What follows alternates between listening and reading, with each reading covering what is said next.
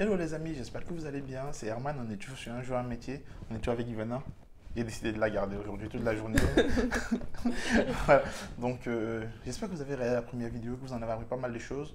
N'hésitez pas à nous dire en commentaire si vous en avez aimé ou pas, ce que vous avez appris, si vous avez découvert des choses, ce serait très sympa parce qu'après tout, c'est le but de la chaîne. C'est de vous apporter pas mal d'expérience, pas mal de parcours afin que vous ayez beaucoup d'éléments, vous avez pas mal d'éléments pour vous permettre de mieux choisir tout ce qui est lié à votre orientation personnelle, professionnelle et scolaire notamment. Donc aujourd'hui, on est donc sur la deuxième partie de la vidéo où on parlera essentiellement d'école d'ingénieur, mais on parlera également d'un stéréotype qui est, pour ceux qui ont regardé mon live de dimanche, du dernier dimanche, notamment en décembre, qui parlait du ratio des femmes en école d'ingénieur, notamment en France. Donc on va un peu également parler là-dessus, donc tu nous donneras un peu ton point de vue et tout, on verra un peu après comment ça se passe et tout. On verra également un peu où tu veux aller finalement après l'école d'ingénieur et tout. Bref, on fera un peu un tour de parcours comme ça. Mais avant tout, générique.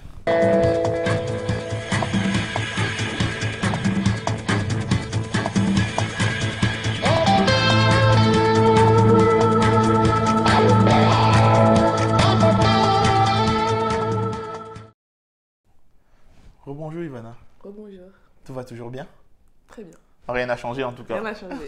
Ok, parfait. Et donc, on va dire, comme je disais déjà dans cette vidéo, on parlera essentiellement, enfin, on partira de ton école d'ingénieur pour aller jusqu'à la suite. Déjà, comment tu as fait pour entrer en école d'ingénieur? Parce que tu as dit tout à l'heure que tu n'étais pas trop contente parce que ce n'était pas ton premier choix. Ça s'est passé comment à peu près à la fin de ton parcours en classe prépa? Ouais, donc j'ai fait 2 ans de classe prépa, à l'issue desquels j'ai fait des concours. Donc d'ailleurs, c'est pour ces concours-là qu'on fait une prépa en fait. Enfin, la prépa prépare à faire des concours. Donc j'ai fait 3 différents concours, je crois. Et les concours, en fait, tu fais pas un concours pour une école. Tu fais un concours pour un groupe d'écoles. D'accord. Donc voilà, j'ai passé la phase des écrits d'un des concours. Ensuite, il y a eu la phase des oraux. Donc voilà. Et à l'issue desquels tu fais un classement des écoles que tu souhaites avoir. Et parmi ces écoles-là, du coup, j'ai eu celle dans laquelle je suis actuellement, donc CPE Lyon, ici à Lyon. D'accord. Et tu étais à Paris quand tu passais les concours? J'étais à Paris, c'est ça. D'accord. Et tu as passé 3 concours pour 3 groupes d'écoles. Tu en as réussi combien des 3 concours? 2 sur 3. Tu as réussi 2 sur 3. Donc ça veut dire que tu avais 2 groupes d'écoles dans lesquels tu avais fait un classement par volonté personnelle des différentes écoles. C'est ça. Et l'école qui t'a pris était quantième dans le rang? Dans mon classement, je sais plus exactement. Mais c'était pas du tout dans le top. Après, c'est quand j'ai fait le classement, en fait, parce qu'on a déjà les résultats des écrits, t'essayes un petit. Je vais pas mettre une école super top classée si déjà aux écrits j'ai pas une super note. Voilà, un nombre de points assez conséquent en fait, parce que c'est déjà tu te fais déjà une petite idée en fait grâce aux résultats des écrits de l'école vers laquelle tu pourrais potentiellement postuler. C'est ça. Après, bien sûr, il y a les oraux. Les oraux, tu peux, si vraiment tu te révèles, tu peux faire un boom dans le classement. Mais voilà. On n'est jamais trop loin de la vérité, quoi. C'est ça. D'accord. Et cette école qui t'a accepté, donc tu es allé passer l'oral et du coup, enfin. Les oraux, pareil, c'est toujours pour le groupe d'école. D'accord. Donc voilà, c'était toujours à Paris d'ailleurs. Et ça s'est bien passé. Ça s'est bien passé. Ouais. Et du coup, tu t'es contrainte de venir à Lyon. Ouais. Quitter enfin la famille. Ouais. C'était difficile? C'était comment? Non, pas du tout. Franchement, j'ai très bien vécu. Après, c'est sûr, les premiers jours, ça faisait un peu bizarre parce que j'étais seule. En plus, à Lyon, je connaissais vraiment personne. C'était la prochaine question d'ailleurs. Je connaissais personne. D'ailleurs, pour le logement, j'ai un peu galéré parce que l'été qui a précédé mon arrivée sur Lyon, j'étais au Cameroun. Donc, je suis rentrée du Cameroun fin août. Et là, je suis rentrée peut-être une semaine avant la rentrée et j'avais pas de logement. Pas de logement, non. Donc c'était un peu dans le rush. D'accord. Alors, je tiens à préciser quand même un truc par rapport à ce qu'elle a dit, notamment en ce qui concerne Lyon. Et je pense que c'est la plupart des cas, c'est le cas à peu près pour toutes les villes en France, à l'heure où on parle. C'est qu'à Lyon, par exemple, il y a l'association des étudiants et jeunes camerounais de Lyon, en l'occurrence. Moi, je suis à l'association. Je pense que toi aussi, hein? Voilà. Et l'association est là justement pour accompagner tous ceux qui arrivent ou ceux qui y sont déjà dans les choix de métier, dans trouver le logement, dans la procédure administrative. L'association est vraiment là pour aider tout Camerounais qui vient sur Lyon, qui a pour projet même de venir sur Lyon. Pour trouver l'association, c'est très simple. Tu vas sur Facebook, tu tapes le nom de l'association, on est inscrit à la préfecture, l'association est en règle, il n'y a pas de souci. Et il y aura forcément quelqu'un pour vous répondre. AEJC exactement, Lyon, AEJC Lyon, sur Facebook, vous allez trouver l'association. Et peu importe la ville où vous voulez aller d'ailleurs, en France notamment, et peu importe le pays dans le monde, si vous allez sur Facebook, il y a forcément un groupe de Camerounais, ou si vous êtes Gabonais, ou si vous êtes Chinois, j'en sais rien. Mais il y en aura forcément une association. Je pense, hein, à mon sens, hein, il y aura forcément des gens pour vous accueillir. Donc n'hésitez pas à aller faire ces recherches-là, que ce soit sur Google, sur LinkedIn, sur Facebook notamment, parce que Facebook, il y en a pas mal de groupes. Ouais. Que ce soit des groupes, hein, ça vous évite parfois de vous poser des questions toutes bêtes, hein, du genre où est-ce que je vais dormir. Je pense que l'association à Lyon aujourd'hui, on est prêt à vous accueillir, peu importe le scénario, même s'il faut que vous dormiez d'abord sur mon canapé qui est là, hein, il n'y a pas de souci, mais au moins ça vous évite de vous poser des questions primaires finalement, parce qu'aujourd'hui quand même, s'il y a des gens qui sont déjà sur Lyon, je ne vois pas pourquoi est-ce que une consoeur ou un confrère devrait arriver et se retrouver dans des situations un peu délicates. Ouais. C'était juste une parenthèse comme ça. Justement, parlant de recherche, quand je suis arrivée, c'est ce que j'ai essayé de faire, de trouver un petit peu un groupe de Camerounais, frères et sœurs et tout, avec qui je pourrais échanger et tout. Donc, c'est ce que j'ai fait. Donc, j'étais membre de l'association à mon arrivée à Lyon. D'accord, et ça s'est plutôt bien passé pour toi. Oui, franchement, c'était sympathique. Après, je me suis un peu éloignée parce que j'avais pas forcément le temps. Voilà. Je D'accord. travaillais à côté des études, donc j'arrivais pas à gérer tout en même temps, donc je préférais m'éloigner Alors, un petit peu. en venant de Paris, comment tu as fait pour trouver le travail à Lyon alors que tu venais d'arriver? Ah, j'ai commencé, en fait, je suis arrivée au mois de septembre, et dès que je suis arrivée, 2-3 semaines après, j'ai commencé mes recherches, et j'ai trouvé assez vite. J'ai commencé à travailler au mois d'octobre. D'accord, donc c'était plutôt rapide finalement. Ouais, c'était rapide. Est-ce que c'est parce que tu connaissais des astuces pour trouver ou c'était parce qu'ils cherchaient du monde Déjà, j'avais déjà eu une expérience précédente. dans le domaine? Ouais, c'est ça. Ok, ça Donc, contribue. ça m'a aidé. D'accord, ok. Et tu as trouvé le logement aussi assez rapidement finalement? C'est grâce à une liste fournie par l'école. Donc, c'était chez un particulier, en fait. Je louais une chambre chez un particulier. D'accord, ok, donc ça c'est plutôt fait et tout. Ouais. Et c'est quoi la différence entre la classe prépa et l'école d'ingé? Comment ça s'est passé la première année, je veux dire? La première année était très compliquée. Parce qu'en prépa, bon, certes, il y a beaucoup de travail, mais c'est très, très encadré. Donc, on a les profs qui sont là vraiment, Poursuivre et tout. voilà, pour suivre. On est 30 dans la classe. Alors qu'en école d'ingénieur, dans ma promotion, on était peut-être 130 par là. Donc, certes, il y a des groupes de TD dans lesquels on travaille en plus petits groupes, mais le suivi n'est pas aussi personnalisé qu'en Qu'en prépa. classe prépa. Et aussi en classe prépa, on avait ce système de, justement, je parlais précédemment des DS tous les samedis matins. Donc, ce qui fait que ça te force un petit peu à, De te remettre à jour voilà, tout de le temps. travailler de façon régulière, ce qui n'est pas le cas en école d'ingénieur. Donc, tu as des périodes où tu vas avoir des examens et tu te retrouves un peu à rattraper 2-3 mois de cours en l'espace d'une semaine. Donc, c'est un peu Ça plus pique. compliqué. Ça pique, voilà. Et aussi, il y avait un petit un Laisser lâcher aller. prise en fait. D'accord. Parce que vu que justement la prépa est très stricte, Très carré. très carrée, quand tu arrives en école d'ingénieur, tu vois que par exemple en prépa, j'avais en plus des DS une fois par semaine le samedi matin. On avait des cols, donc des interrogations orales de maths et de physique, chimie, ouais, de physique et de chimie chaque semaine. Donc en plus des DS que je travaillais pour le samedi matin, j'avais ça aussi à travailler, ce qui fait vraiment que je travaillais Tout le temps. tout le temps. En gros. Ok, mais du coup, par exemple, je vais prendre l'expérience des ingénieurs qu'on a eu sur la chaîne. Ils disent toujours la première année c'est assez difficile et pas mal de personnes abandonnent. Est-ce que ça a été le cas dans ta promo? Est-ce que vous avez, je veux dire, est-ce que vous êtes toujours des 130 que vous avez commencé? Non, il y a des gens qui ont arrêté au bout de quelques mois, à l'issue de l'année, quand ils n'ont pas réussi à valider l'année, ils ont préféré arrêter. D'accord, et est-ce que la classe prépa vaut son pesant d'or maintenant que tu es en école d'ingénieur? Est-ce que tu vois toute sa valeur? Au niveau du travail, au niveau de l'endurance du travail, disons, parce que ça me pose pas de problème de rester pendant 3-4 heures à travailler non-stop, parce que justement j'ai pris cette habitude-là en prépa. Et aussi, ça te prépare un petit peu à emmagasiner Des données? des données, c'est ça en fait.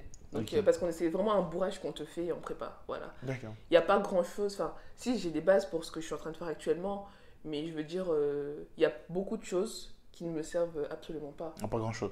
D'accord. Après, vu qu'on vous prépare, vu que c'est une préparation Ouais, c'est- généraliste, C'est juste, ouais, voilà. donc on ne peut pas se spécialiser dans certains domaines, on apprend tout En et effet. comme ça, au moins, vous êtes prêts. C'est ça. D'accord. Mais ce que je voulais dire, c'est est-ce que par exemple, tu te sens beaucoup plus à l'aise parce que tu es venu d'une classe prépa? Déjà, pour commencer, quelles sont les issues possibles pour entrer en école d'ingénieur? Donc, il y a la classe prépa, donc la voie royale. Mhm. Ensuite, il y a des gens qui viennent de licence donc Ok. à l'issue pour intégrer la première année du cycle. Généralement, il faut valider, ceux qui ont validé une licence, donc ils peuvent postuler. Intégrer. Voilà.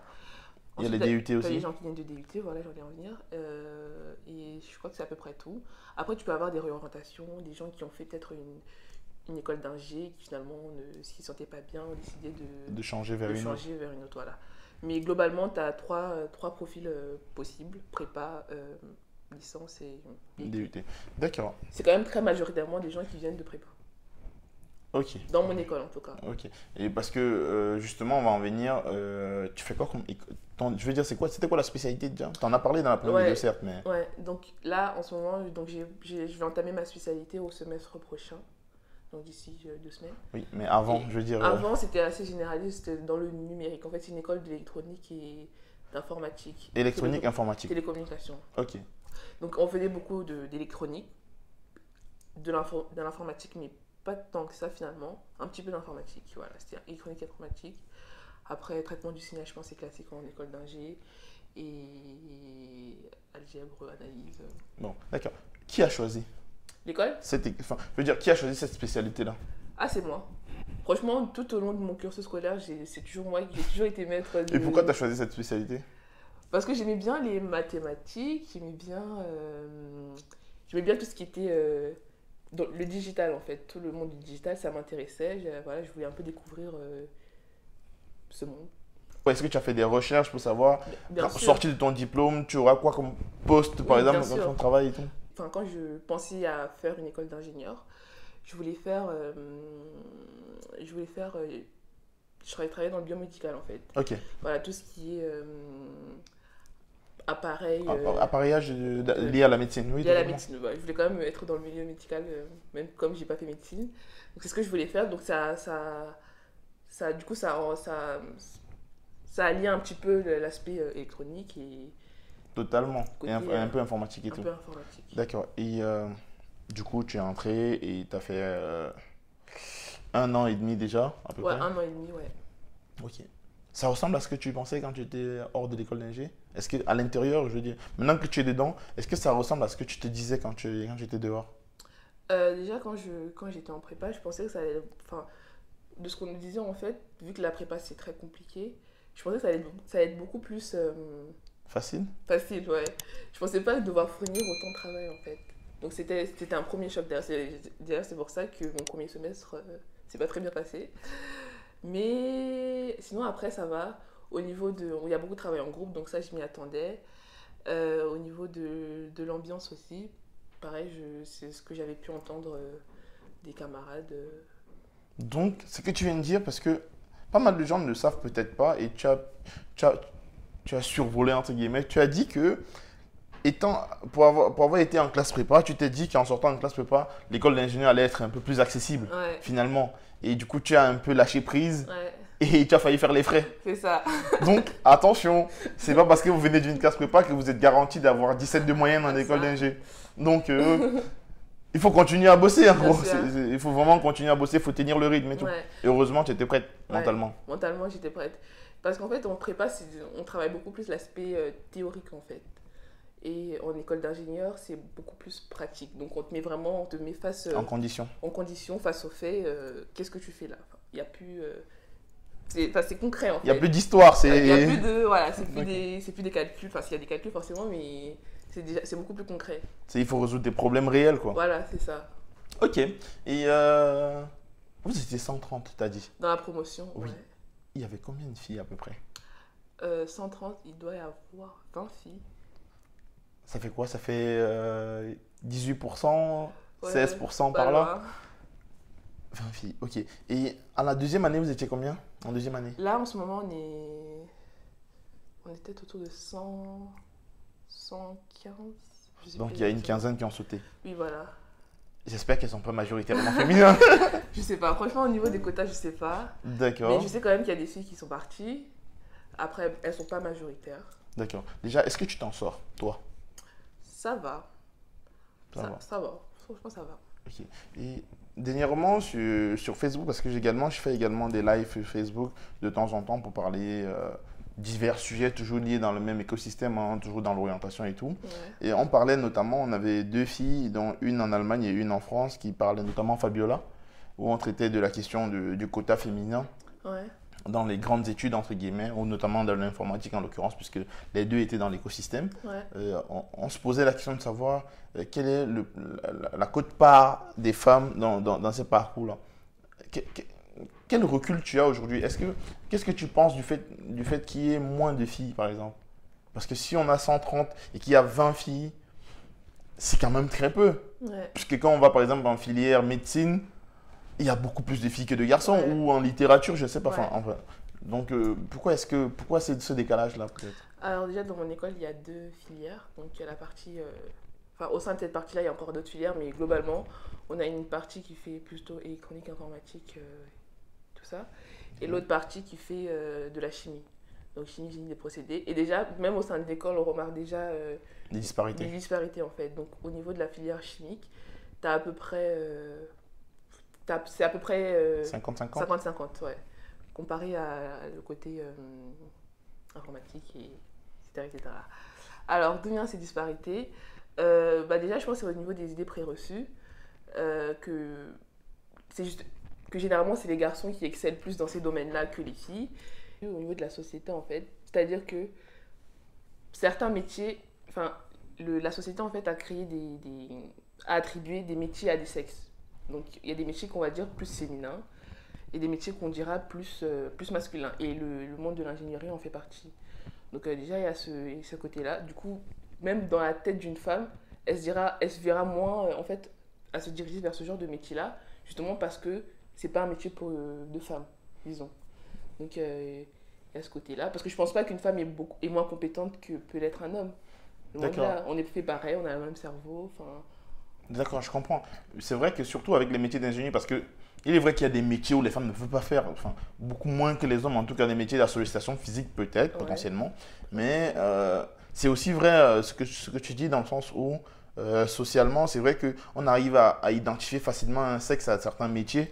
C'est pour ça qu'il y a des métiers où, par exemple, je sais pas, où on a du mal à dire Madame la ministre. Je sais pas parce que Moi, j'ai pas de mal à le dire. Oui, parce que conceptuellement, on dit le ministre ou encore le docteur, la doctoresse. Enfin, il y a des métiers comme ça qui sont déjà pensés masculins, qui sont même déjà réfléchis au masculin. Et donc, du coup, là, socialement, oui, c'est vrai, c'est une position. Mais aujourd'hui, qu'est-ce qu'on peut faire? Parce qu'après tout, on va pas se cantonner en disant, oui, ça y est, bon, les ingénieurs, c'est des hommes et les femmes, on va voir après. Qu'est-ce qu'on peut faire pour arranger ça? Ça peut dès le jeune âge. Je pense que le fait que la société ait déjà attribué, entre guillemets, des métiers à des sexes, on devrait accepter ça et rester comme ça, ou on peut changer. Si oui, comment? Non, faut pas accepter ça. On est tous faits de la même façon, donc je vois pas pourquoi on devrait rester s'enfermer dans des cases construites par justement la société. Pour changer ça, déjà déconstruire ces mythes, déconstruire ces idées reçues, bah, dès le jeune âge hein, d'ailleurs, montrer aux filles qu'elles peuvent autant pouvoir mieux faire que les garçons. Voilà. Et promouvoir les femmes dans ces genres de métiers-là. Donc, parce que souvent, l'image qu'on aura, enfin, même dans les affiches publicitaires, on va parler d'un ingénieur, on va parler de l'informatique par exemple, ce qu'on verra c'est un homme. Par exemple, c'est un exemple tout bête, mais qui reflète beaucoup de choses en fait. D'accord, c'est vrai, oui, l'image, quand on imagine l'ingénieur, on voit un garçon, je vois ce que tu veux dire. C'est ça. Mais il faut quand même prendre en compte le fait que au secondaire, ben, on a plus de filles que de garçons. Et on a encore d'autant plus de filles qui s'en sortent à l'école que les garçons. C'est clair. Pourquoi alors, je veux dire, c'est quand même un problème profond si d'un cycle à l'autre, on a une grosse cassure. Je veux dire, où vont toutes ces filles-là qui étaient beaucoup plus nombreuses au secondaire? Est-ce qu'elles vont directement en littérature et en médecine et rien d'autre? Parce que, est-ce qu'il faut juste dire que oui, on va plus acheter des dinettes aux petites filles et... Enfin, c'est pas qu'un problème de panneau publicitaire. Enfin, je veux dire, c'est... Non, mais l'exemple du panneau publicitaire, c'est un exemple. Un cas tout. Voilà, c'était juste pour illustrer un problème beaucoup plus profond. Mais après, où est-ce qu'elles vont? Bah, elles vont faire des études. Après, pourquoi pas dans ces domaines-là? Après, c'est aussi que ça les intéresse pas, tu vois. Ouais, potentiellement. Ça Ouais. les intéresse pas. Faut pas juste faire parce qu'on veut déconstruire les mythes. Enfin, faut pas faire quelque chose qui ne t'attire pas. Après, souvent, les filles sont un peu plus enclins. C'est encore une idée reçue que je suis en train de mettre là, mais au métier où il y a un peu plus de contact social, il faut appeler un peu plus à la créativité, disons. Donc, moi, de ce que j'ai pu voir autour de moi, c'est un peu ces profils-là qui se dessinent. D'accord, ok. Et du coup, bon, bah, on va revenir sur toi, hein, en l'occurrence, Ouais. on va revenir sur ton profil. Du coup, tu finis quand ton école d'ingénieur à peu près? Donc là, je suis en deuxième année de cycle ingénieur, donc je serai normalement diplômée en 2022, 22. D'accord, donc dans un an, dans un en an, l'été prochain. l'été prochain, c'est ça. D'accord. Et à la sortie de l'école, tu comptes faire quoi? Travailler. Ça, j'avais compris. Ouais, Mais je veux travailler. dire, parfois on voit des gens qui sont diplômés en mécanique et qui vont travailler en informatique. Ouais. Ça peut arriver. Mhm. Déjà, tu as dit tout à l'heure que tu partais en spécialisation l'année prochaine. C'est ça. C'est quoi la spécialisation? Ouais, là, j'ai choisi développement logiciel et big data. Ok. Donc là, j'ai envie de me diriger plus vers un métier de. Enfin, plus du côté data en fait. Donc données. À terme, j'aimerais bien travailler dans une banque. Voilà.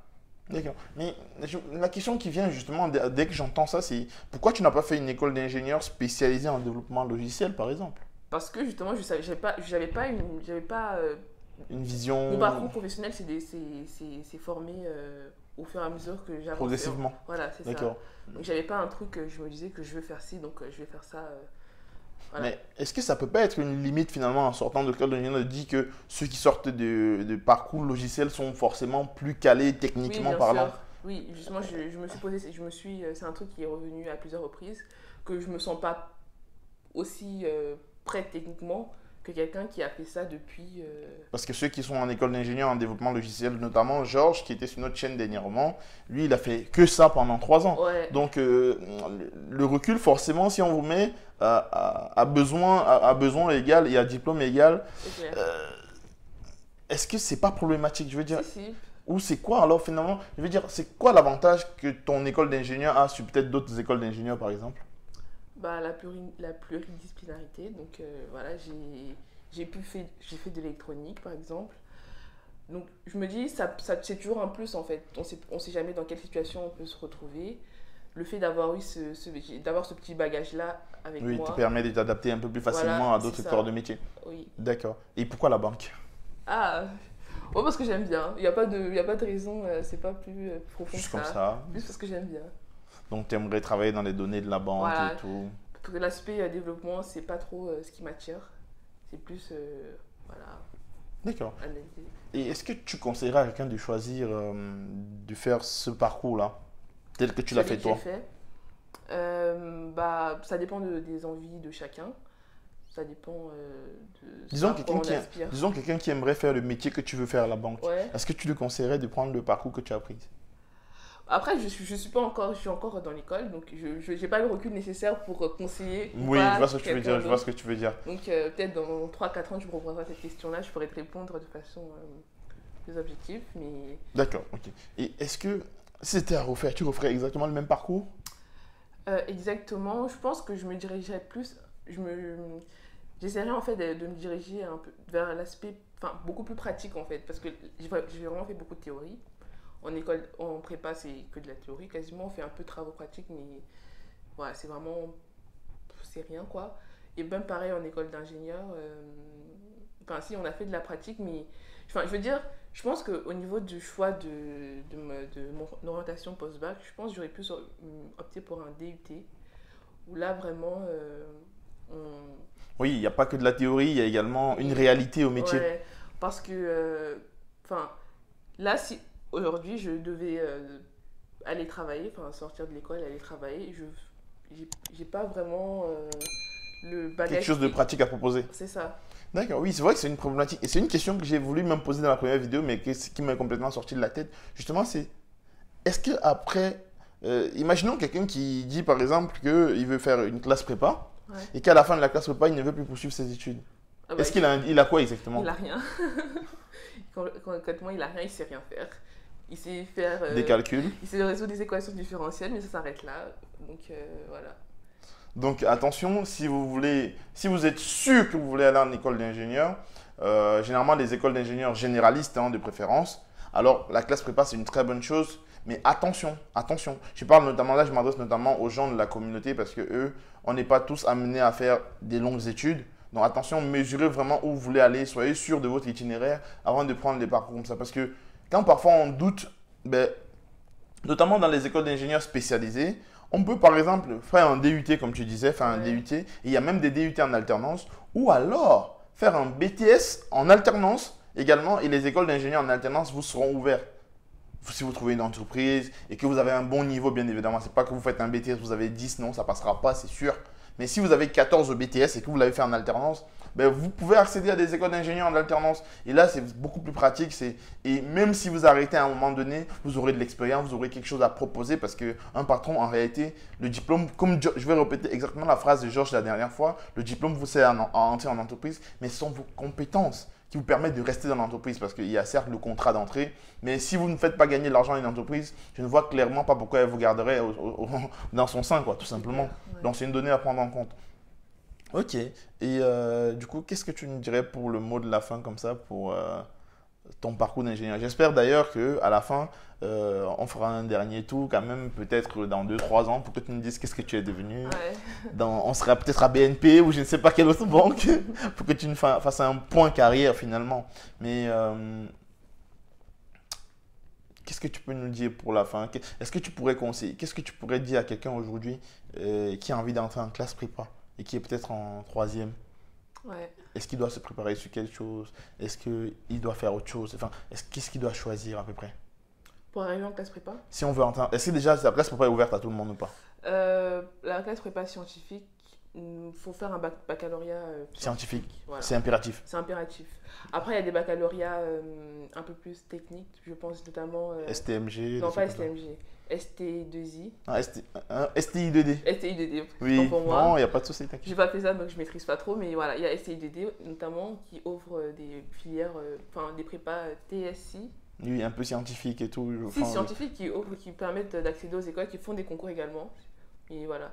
Donc pour accéder à une classe prépa, donc soit le baccalauréat scientifique ou soit alors STI2D. D'accord. Ok, donc vous avez compris, hein, si vous voulez aller en classe prépa, soit vous faites un baccalauréat scientifique, tout simplement, un bac S, ou un bac STUDD.